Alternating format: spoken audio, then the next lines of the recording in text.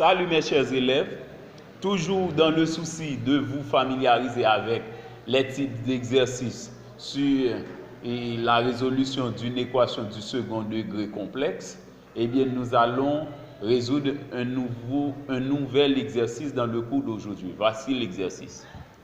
1. Déterminer les nombres complexes Z1 et Z2, solution de l'équation.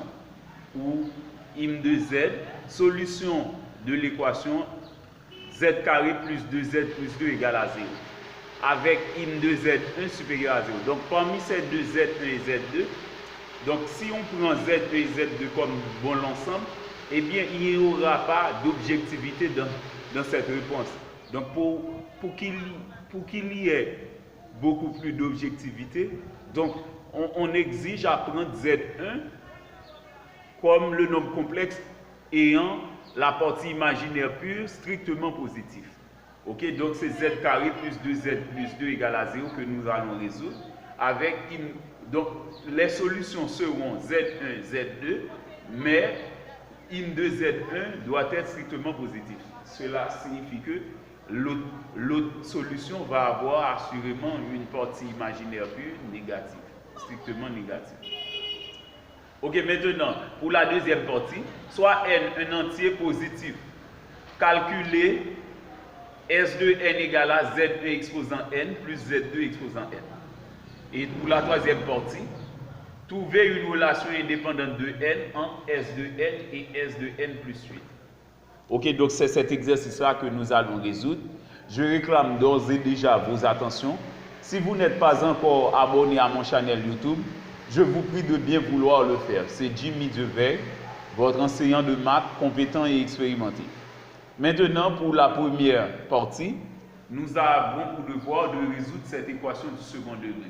Cette équation du second degré à coefficient réel, c'est simple. Donc, le coefficient B ici est pair. Ok, donc on pourrait simplifier la tâche en calculant delta prime. C'est B' carré moins AC. Ok, donc on pourrait calculer delta égale à B carré moins 4AC. Mais avec delta prime, on va avoir beaucoup moins de démarches. Donc les démarches vont être plus simples dans ce cas. Où B' représente la moitié de B. B était 2, donc B' devient 1. C'est pourquoi delta prime donne 1 au carré, moins A qui donne 1, par C qui donne 2. Donc c'est 1 au carré, moins 1 par 2. Que donne 1 au carré? Ça donne 1. 1 par 2 donne 2, donc on a delta prime est égal à 1 moins 2. 1 moins 2 qui donne moins 1. Si c'était dans R, ce serait impossible. Mais puisque c'est dans C qu'on résout cette équation, donc nous transformons moins 1 en I carré. Puisque dans C, I carré donne toujours moins 1. Eh bien, si nous appelons U une racine carrée de delta prime, eh bien, on peut prendre U égale à I comme une racine carrée de delta prime. Maintenant, nous appliquons la formule. La première racine, c'est Z' égale à moins B' plus U sur A. Lorsque c'est delta qu'on fait, on prend sur 2A et on prend moins B. Mais lorsque c'est delta prime, on prend moins B' et on prend sur A. C'est moins B' plus U sur A. B', c'était 1, et bien moins B' devient moins 1. Plus U qui donne I sur A qui donne 1. Donc ça donne moins 1 plus I. Z second, c'est moins B' moins U sur A qui donne moins 1 moins I sur 1 qui donne moins 1 moins I. Ok, on a les deux racines.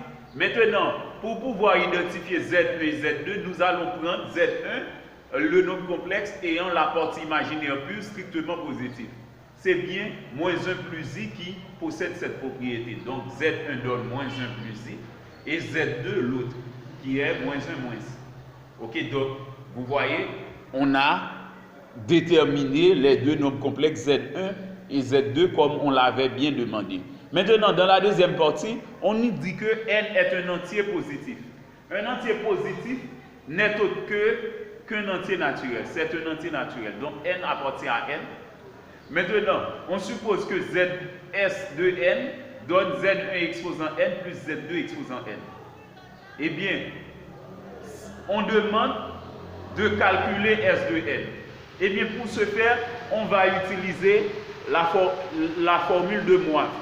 On va utiliser la formule de Moivre pour calculer Z1 exposant N et ensuite Z2 exposant N. D'abord pour Z1, Z1 donne moins 1 plus I.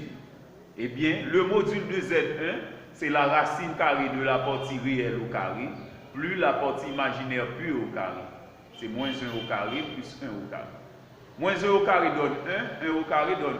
On a module de Z1 égale à racine carrée de 1 plus 1 qui donne radical de 2. On connaît module de Z1. Maintenant, un argument de Z1, on l'appelle θ1, c'est cos θ. Cos θ1, c'est la partie réelle de Z1 qui est moins 1 sur son module. C'est moins 1 sur racine carrée de 2 en rendant rationnel. Ça donne moins radical de 2 sur 2. Et de même, pour sin θ1, c'est la partie imaginaire pure sur le module qui donne 1 sur racine carrée de 2. Maintenant, dans le rationnel, ça donne radical de 2 sur 2. Nous avons le cas où le cosinus est strictement négatif et le sinus strictement positif. Eh bien, d'abord, on doit identifier le cas strictement positif. Donc, quel acromacap dont le sinus donne radical de 2 sur 2? OK? Donc, le sinus de quel acromacap qui donne radical de 2 sur 2? C'est pi sur 4. Mais, puisque le cosinus est strictement négatif, le tableau des arguments nous ordonne à prendre pi moins pi sur 4, ok, pour un argument. Donc θ1 donne pi moins pi sur 4. Ok, lorsque cos est strictement négatif, sin est strictement positif, on prend pi moins l'argument possible. Eh bien, lorsqu'on fait pi moins pi sur 4, en faisant le déno commun, on va avoir 4 pi moins pi qui donne 3 pi sur 4. Ok, en conservant le déno 4. Eh bien, le nombre complexe Z1 a pour forme polaire radical de 2, 3 pi sur 4.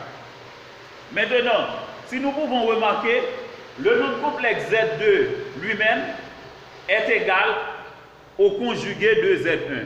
C'est évident parce qu'on a appris, lorsqu'on a une équation du second degré complexe à coefficient réel, eh bien, on dit que lorsque delta est strictement négatif, on va trouver deux racines complexes conjuguées. Eh bien, c'est sûr que si Z1 c'est une racine, eh bien Z2 l'autre va être le conjugué de Z1. Eh bien, puisque Z2 est le conjugué de Z1, pas la peine d'aller prendre le soin de calculer le module et un argument de Z2, eh bien on peut déduire le module et un argument de Z2 ainsi. Donc, puisque Z2 donne Z1 bar, eh bien, le conjugué de nombre complexe a le même module et argument opposé. Eh bien, puisque Z1 c'était radical de 2, 3 pi sur 4, eh bien, pour Z1 c'était radical de 2, 3 pi sur 4, eh bien, pour Z1 bar, on va avoir radical de 2, moins 3 pi sur 4. Même module, argument opposé. Maintenant, nous revenons à la formule Sn. C'était Z1 exposant N plus Z2 exposant N. Ok? Z1 exposant N plus Z2 exposant N. Maintenant, en appliquant la formule de Moivre, c'est ρ exposant N, N θ. Donc, c'est radical de 2 exposant N. N par 3 pi sur 4, ça donne 3N pi sur 4. On fait de même ici. Radical de 2 exposant N. N par moins 3 pi sur 4, ça donne moins 3N pi sur 4. Maintenant, nous appliquons la formule de la forme trigonométrique dans chaque cas. Sn donne radical de 2 exposant N, facteur de cos 3N pi sur 4, plus I sin 3N pi sur 4. Maintenant, pour cette partie, on fait de même. C'est radical de 2 exposant N, facteur de cos moins 3N pi sur 4, plus I sin moins 3N pi sur 4. Ok, dans ce cas, un argument c'est moins 3N pi sur 4. Nous prenons le soin d'écrire moins 3N pi sur 4 dans chaque cas. Ok, ici on met cos 3N pi sur 4, sin 3N pi sur 4. Ici, cos moins 3N pi sur 4, sin moins 3N pi sur 4. Maintenant, nous écrivons les mêmes expressions dans cette partie, mais c'est ici uniquement qu'on fait un changement. On applique une formule très connue dans les arcs associés. Cos moins x donne cos x, c'est pourquoi cos moins 3N pi sur 4 devient cos 3N pi sur 4. Sin moins x donne moins sin x, c'est pourquoi sin moins 3N pi sur 4 donne moins, donc le sin moins c'est donc multiplié par plus i qui donne moins i. sin 3n pi sur 4. Maintenant, nous pouvons remarquer dans Sn, radical de 2 exposant n est commun à tous les deux termes. Et bien c'est pourquoi nous mettons radical de 2 exposant n en évidence. En divisant par radical de 2 sur 2 exposant n, il nous reste ici cos 3n pi sur 4 plus 10 sin 3n pi sur 4. Ici, il va nous rester cos 3n pi sur 4 moins 10 sin 3n pi sur 4. Maintenant, nous faisons la somme. Plus 10 sin 3n pi sur 4 moins 10 sin 3n pi sur 4, ça donne 0. Et ici, on va avoir cos 3n pi sur 4 plus cos 3n pi sur 4 à nouveau qui donne 2 fois cos 3n pi sur 4. Donc, Sn donne radical de 2 exposant n multiplié par 2 par cos 3n pi sur 4. Maintenant, nous faisons le produit 2 par radical de 2 exposant n par cos 3n pi sur 4. Donc, ça, c'est l'expression de Sn en fonction de n. Maintenant, pour la dernière partie, on demande de trouver une relation indépendante de n entre Sn et Sn plus 8. Cela veut dire qu'on va avoir uniquement n comme indice. Mais la relation, donc c'est comme si on fait un rapport entre Sn et Sn plus 8, ça doit donner une valeur constante. C'est ce que cela signifie, une relation indépendante de n entre Sn et Sn plus 8. Donc le rapport entre ces deux termes, Sn et Sn plus 8, doit être constant. Ok? C'est ça qu'on voudrait dire. Le rapport doit être constant. Eh bien, ce que nous faisons, puisqu'on connaît Sn, eh bien, nous remplaçons Sn par n plus 8. Eh bien, S de n plus 8, c'est 2 par radical de 2 exposant n plus 8. Nous remplaçons tous les n par n plus 8. C'est 2 par radical de 2 exposant n plus 8. Cos 3n pi sur 4. Donc, à la place de n, on met n plus 8. C'est 3 par n plus 8 par pi sur 4. Maintenant, nous développons. Radical de 2 exposant n plus 8, c'est radical de 2 exposant n par radical de 2 exposant 8. 3 par n plus 8 par pi, c'est 3n pi plus 3 fois 8 qui donne 24 pi. Ok? Eh bien, voilà, donc on a l'expression développée. Maintenant, nous transformons uniquement radical de 2 exposant 8 qui donne radical de 2 exposant 2 exposant 4. Ok, donc on va faciliter la tâche. Ainsi, c'est radical de 2 exposant 2 exposant 4. Pour radical de 2 exposant 8, on laisse les autres termes tels qu'ils étaient. Et dans cette partie, nous transformons cette fraction comme étant la somme de deux fractions partielles. C'est cos 3n pi sur 4 plus 24 pi sur 4. Maintenant, radical de 2 au carré donne 2. Et 2 exposant 4 va donner 16. Ok, c'est pourquoi nous mettons 2 exposant 4. Après, nous allons écrire ça plus simplement. Donc, S de n plus 8 donne 2 par radical de 2 exposant n plus, non, 2 par radical de 2 exposant n par 2 exposant 4 par cos 3n pi sur 4 plus 6 pi, puisque la décomposition de 24 pi sur 4, c'est 6 pi.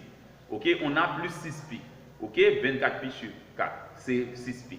Maintenant, nous avons appris, puisque le cercle trigonométrique est périodique de période de pi, eh bien, si on a 3n pi sur 4 plus 6 pi, eh bien, ça va avoir la 3n pi sur 4 plus 6 pi va avoir la même extrémité que 3n pi sur 4.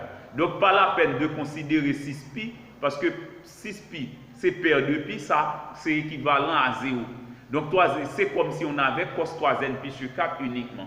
Eh bien, on a S de n plus 8 est égal à 2 exposant 4 qui donne 16. Je mets 16 d'abord, qui se multiplie par 2 radical de 2 exposant n par cos 3n pi sur 4. Puisque 6 pi donne 0, paire de pi donne 0. Donc, on a S de n plus 8 est égal à 16 par 2 radical de 2 exposant n par cos 3n pi sur 4. Donc, vous pouvez remarquer, donc je n'ai pas effectué le produit 16 par 2, parce que dans Sn, il y avait déjà le produit 2. Et bien, pour faire apparaître l'expression Sn, je laisse 16 d'une part et je mets l'expression 2 radical de 2 exposant n par cos 3n pi sur 4. Eh bien, cette expression-là représente autre que 16, représente S de n. Eh bien, on peut en conclure que S de n plus 8 donne 16S2N. OK? Donc, c'était tout pour aujourd'hui. J'attends vos questions, vos encouragements également. C'est-à-dire, vous êtes priés d'aimer la vidéo, de la partager avec vos camarades. Et si vous avez des supports, c'est-à-dire des sponsors, ok, je les attends tous. Merci. C'était Jimmy Devet, votre enseignant compétent et expérimenté. Merci, à la prochaine.